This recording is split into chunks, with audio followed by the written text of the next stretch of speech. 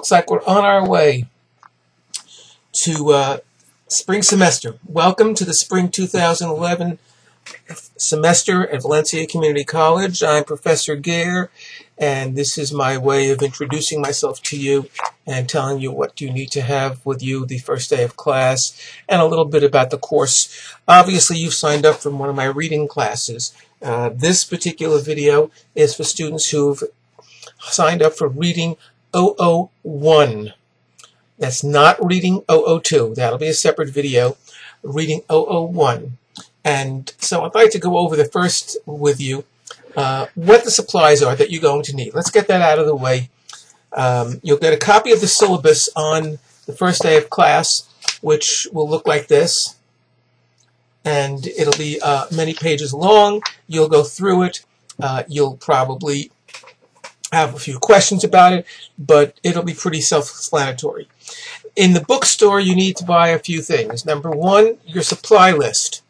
Here's your supply list, and I'm going to tell you exactly what you should write down. So you may want to stop this video and jot everything down. First, the textbooks. The textbook in the bookstore is this book, and it's called The Reader's Edge. The Reader's Edge. Don't try to buy it anywhere else. It's available in the bookstore only. It's a special edition for us. That plus there'll be a reader's handout packet that looks like this. Reading handouts. This is available, and it's only available for students in my classes. The other professors don't use this, but it's a bunch of handouts that I have put together to help you be able to review throughout the course and so forth. Those are the two things you're going to need in class from the bookstore to start.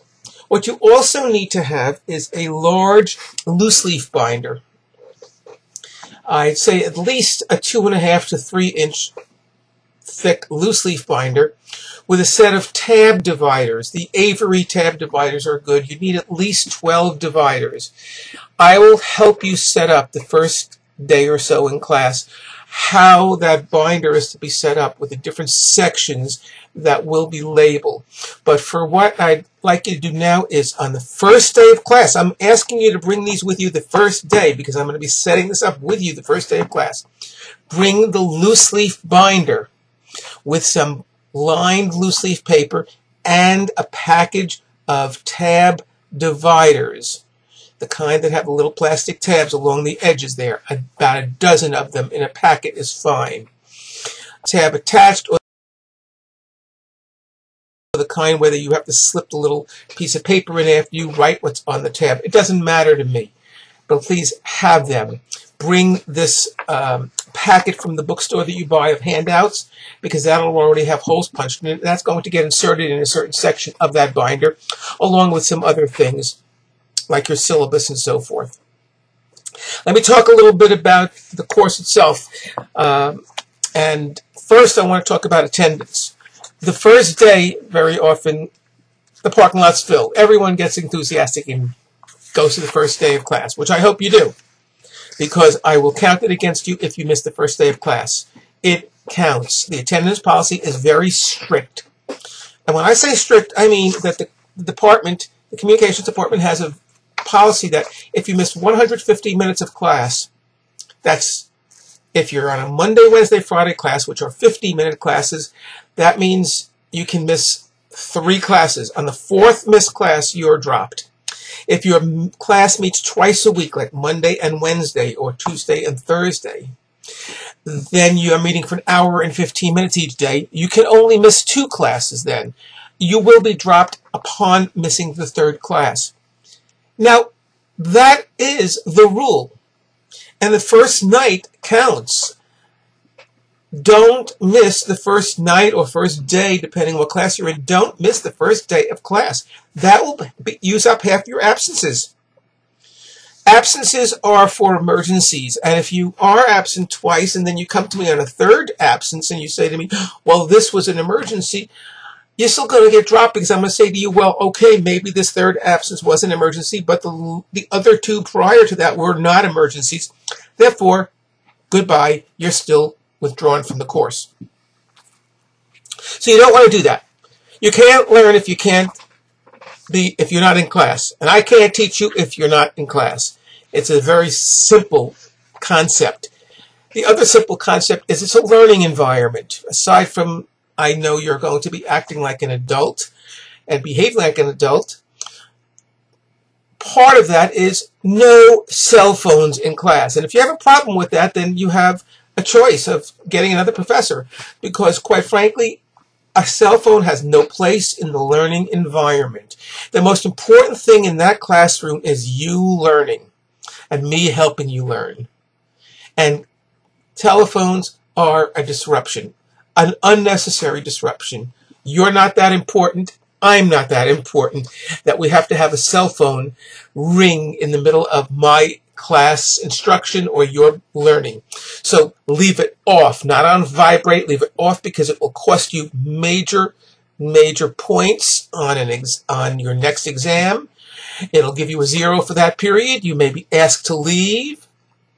All right, somebody last semester didn't take me seriously and got a 0 on the final. Because if it goes off during a test, your test is taken away immediately, it's not graded, and you're told to leave. Same with regular class. So please, you're going to please leave the cell phones off or leave them in your car or whatever. Okay, aside from that, let me talk about a class. I know that you're not thrilled with being in my class. I don't take that personally. I wouldn't be thrilled either if I was told I had to take prep reading. I wasn't thrilled when they told me to take prep math. Back when I went to community college, yes, community college, I went to one in New Jersey, which in fact was the first community college I ever taught at part-time. So that was kind of a neat thing for me to be hired to go back and teach where I had years before sat on the other side of the room as a student. But anyway, I know you're not thrilled. You probably thought you were a better reader than you are. You probably thought you were a great reader in some cases, and now you took a test and the test said to you, excuse me, but you are not the hotshot reader that you thought you were.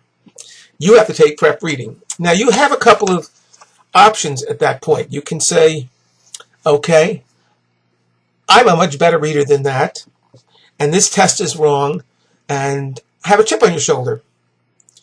The fact is, you cannot go back and be retested. You cannot retake the CPT. So you have no choice. You are in for the long haul.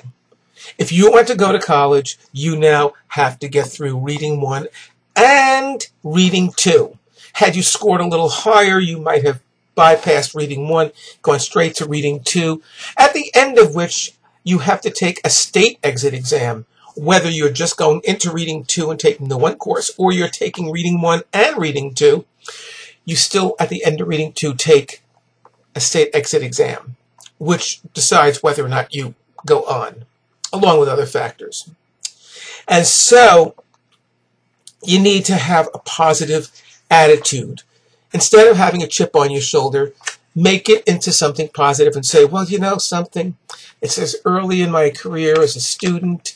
It's a good thing now that I'm finding out that I'm not really on the level of being able to handle college level material as far as reading comprehension is concerned. So this course will be a very big help to me, a boost to me, so that all my future courses will come to me a lot more easily, and I'll do much better, and I'll be much more successful in college.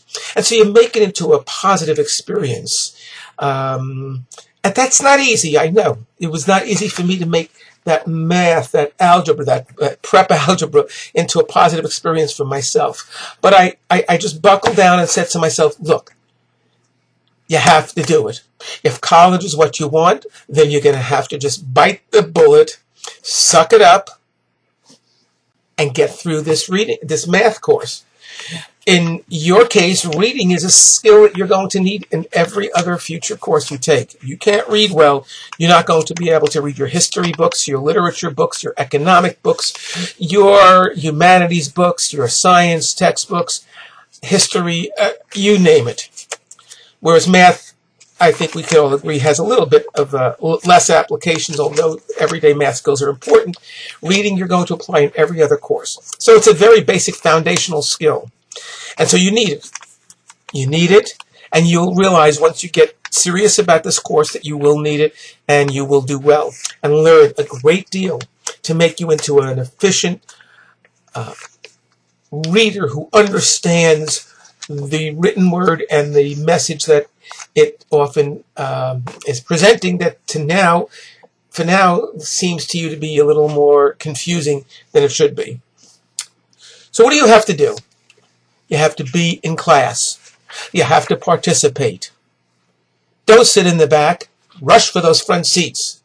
Research has shown the students who sit closer to the front normally learn more, do better in a course, get higher grades. So that first day, maybe you want to race for that front seat. You also want to be on time. Don't leave that first day by giving me a bad impression that you were late for class. You know now, you're getting this video that I'm telling you now, the parking lot's going to be packed. Get there early. You're better to be early than walk in late and disrupt the class, because once I start class, I don't turn back and restart or go over what you missed because you don't show up on time. Now that's on you. Just like if you are absent, I don't go over the work that I did that day. You have to find out what it is from a classmate and turn it in the day you return. I don't take any late assignments. Assignments are due the day they're due. I assign it on Monday, it's due Wednesday. Wednesday, it's turned in. If you don't have it in class when you're there Wednesday, it's a 0. You can't turn it in late. There are no late assignments accepted. Everything is turned in on time, or it's a 0. Most students don't have a problem with that once you get yourself into a mental framework that that's the way I run the course, so that you don't fall behind and I don't have a pile of papers that I have to all mark all at once. I'll make a pledge to you, and you're going to get a copy of this pledge in your syllabus. My pledge to you is, as your professor, I will bend over backwards, do everything humanly possible to make sure that you are the focus of this course, that you are learning everything you can about being a better reader.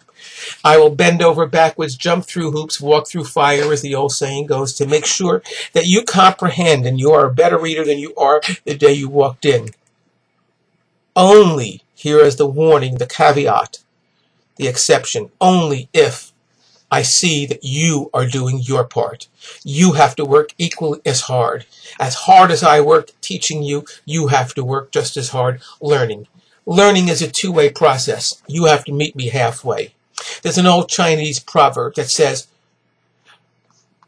tell me I forget, show me I remember, involve me I understand. I'm going to involve you in your learning process. So you're going to be called on in class.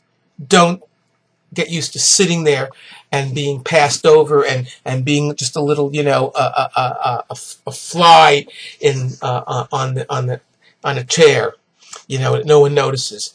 I'll be calling on you in class. I'll be expecting you to participate, to raise your hand, to offer questions, ask questions, offer answers, suggestions, ideas as we go over homework and classwork. My goal is to make you think about the thought process when you read, to be able to monitor your mental processes in a process that we call metacognition. I will teach you that more in class. Okay. Lateness to class? Yeah. Don't be late. Don't be late. Once I take attendance, you're absent. If you're late 3 times, then that converts into 1 full absence. Also, if you're late 3 times, more than 3 times, which means the 4th lateness, that's chronic. Your final grade will then automatically be lowered by a full letter grade. Let me talk about grades. This is a prep class. You may not be aware. The only grades you can get for a prep class are A, B, C, and F. There is no D. There is no borderline grade, which is as it should be. Because if you are a D student in a basic skill like reading, that means you're just borderline. You're just skinning by the skin of your teeth. We don't want readers trying to struggle through college, and that's what you'll be doing. You'll be struggling all the way through if you're just a borderline reader. You have to be at least a C, satisfactory. So your passing grade in this class will be 70 on everything. If you get a 69 or a 68 on something, that's an F. 70 is C, and so on up. And you'll get this in your syllabus. Remember, again, my pet peeve is that cell phone. Turn it off. Also the attendance. I will send you grade reports once or twice a week by email. Look them over. They will have your total average. They will have your average of your classwork, your homework, your lab work, and they will also show your attendance and lateness. Don't let that go unnoticed. Look at that report from beginning to end. If there's an error in it, come to me and show me. Say to me, here's an assignment that you gave back to me. Here's the grade on it. You already graded it, Professor Geyer, but I got a 0 on it, or you entered the wrong grade. That will happen. I type a lot of numbers with a lot of classes, a lot of papers. That happens, fine. You bring me the paper that's been graded already, and just a little note written on it that please recheck the grade on this, and I will re-enter it on my computer. And then send you an updated grade report. You'll get a grade report at least once a week, probably after every class. If I collect work and grade it that day, then and it changes your average, then a report will go out to you. It's important that your work is your own. Do not plagiarize, be dishonest, turn in the work of your partner or your classmate, your boyfriend, your girlfriend, the person that sits next to you. Don't copy off of each other. I read everything. And when I catch it, I show you the exit, the door. Goodbye, adios, shalom, and so forth. You're gone. You don't plagiarize. You turn in your own work. Too many times I've caught students who copy right out of the textbook, or they copy from their classmates. They take turns, and they don't think I read and notice that, gee, two people are turning in the same exact sentences or answer written it out. You know, the paragraph is exactly the same, you know, and they sit next to each other. Hey, come on. Professor Geyer and the other professors here were not born yesterday. So, as far as makeup work, there is no such thing as makeup work. If you're absent, find out what's taught the day you're gone, what assignment was given as homework, and the day you return, all of that work that you missed and the homework that's due that day is due upon your return.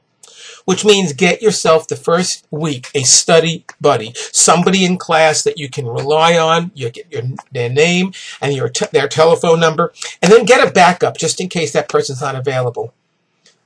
Sometime in the first week, make that one of your goals to get at least 2 study buddies in class. Because if you can't contact me by voicemail, email, telephone, cell phone, or whatever, you may be able to get the homework from somebody in the class a lot faster. Because, you know, I'm not always at my computer. I'm not always answering email. I'm also out teaching. And so sometimes I'm not the fastest route to get the assignment. But you need to get it. Because when you return to class, you're expected to have it ready to turn in that day. All your textbook assignments, everything there adds up to 40% of your grade. All the tests that you take will be another 40% with quizzes and so forth. And then you'll have an out-of-class lab, which you'll learn about in class. You'll get a lab packet when you buy your book at the bookstore. It's a little packet that you have to go online and set up an account for. And that will be your lab packet, and that's going to be 20% of your class. So I'll be setting up the 001, the Reading 1 labs, probably in the next week or so, and then I'll go over it with you in class. All right, that lab is part of your grade. You have to have a 70% in the lab to pass the course, which means that your lab work or your assignments there have to average 70. The course has to average 70 in order for you to pass the course. Okay, you have to have a 70 in the course, a 70 in the lab in order to pass. Written assignments, anytime you have to write something out in paragraph form, I do not accept paper that are handwritten. Word process it, just like every other college paper that you'll be doing. The college standard is in your syllabus. Times New Roman 12-point font, double space, with 1-inch margins. Set your word processor up for it to automatically go to those settings every time you open it. That's called the default settings, and you'll never have to change it again. Just set up Microsoft Word to open up every new Word document with Times New Roman 12-point font, double spaced, with 1-inch margins. And you're set.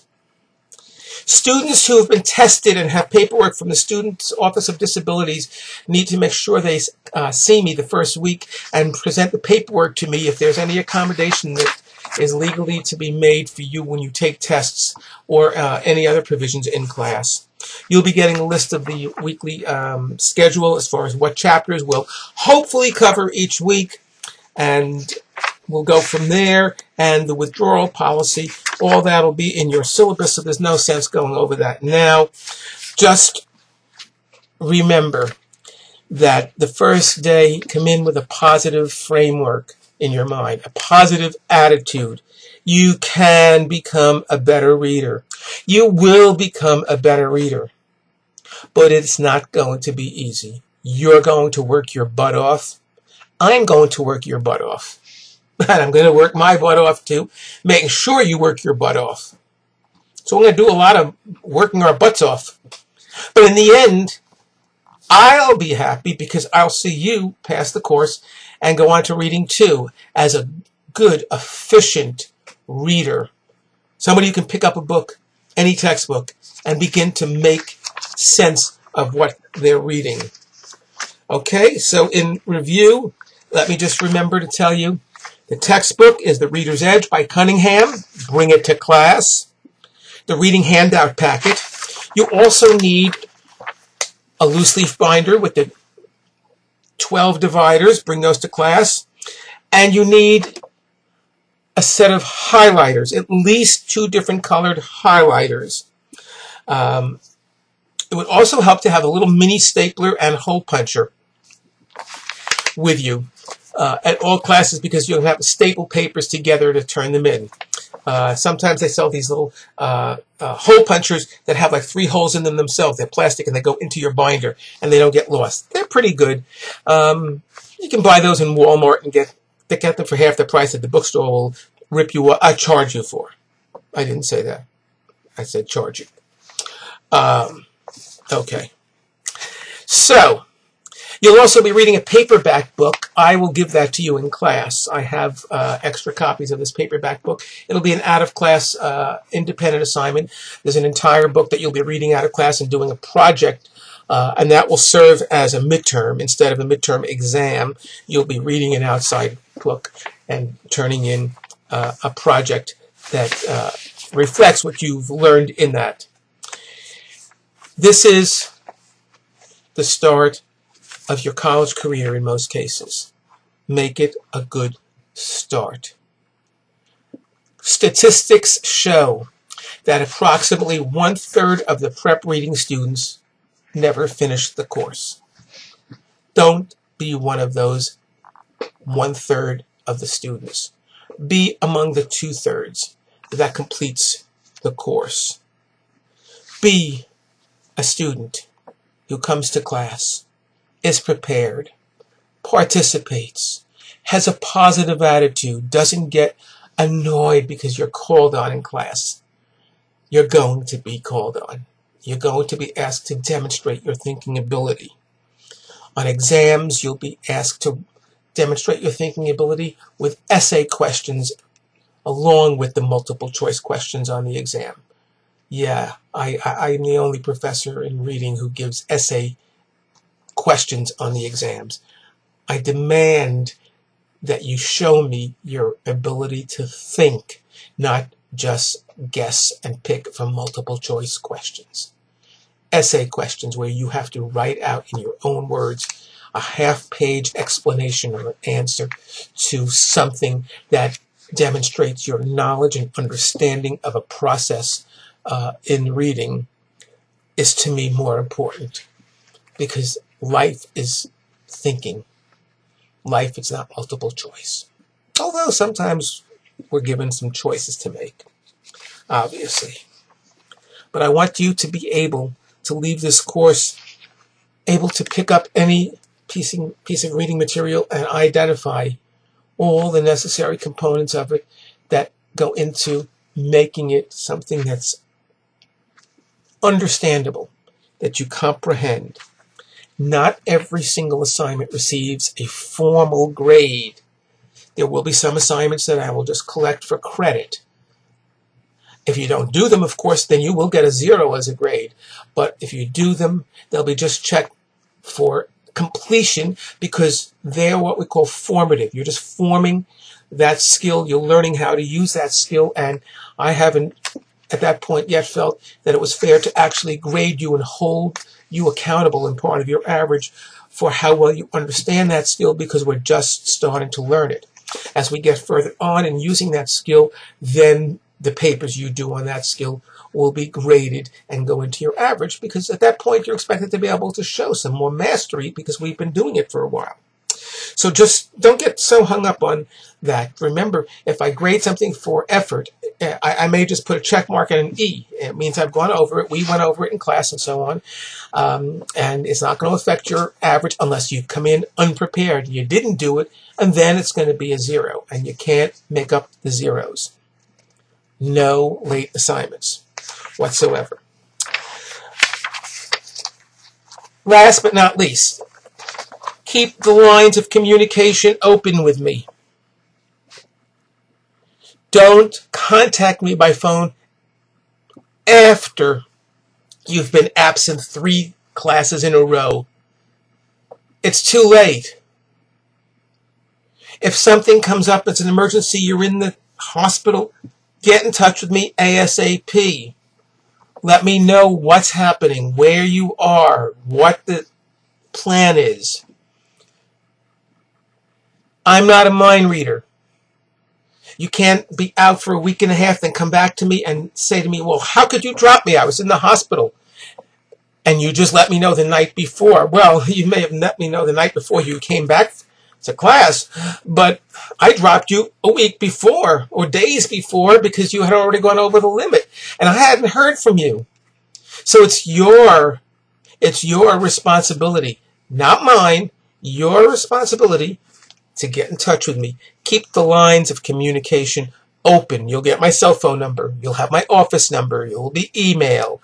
You can even page me if you have to on AOL Instant Messenger. My name is Orlando Prof.